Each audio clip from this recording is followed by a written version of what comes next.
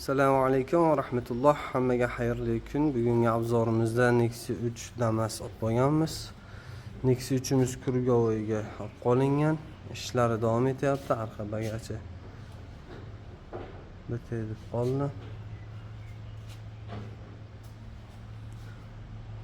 Damasimizni oldi mordasi. Oldi mordasida miyatinalari bor. Miyatinalarni qattiqroq chiqarib ko'rishgan, ustalar chiqarib ko'rishgan, biddillab qo'ygan, kraskalari yorilgan. Har bittasini chiqarib ko'rishgan. Hammasi biddillab, kraskalari yorilib qo'ygan. Buning ust tomonini pastki krilosida ham bor. Allohning izni bilan chiroyli qilib, sifatli qilib chiqarib beramiz. Bizni kuzatishda davom etinglar. Bizning adresimiz so'raganlar uchun 25-20 Balchiviy.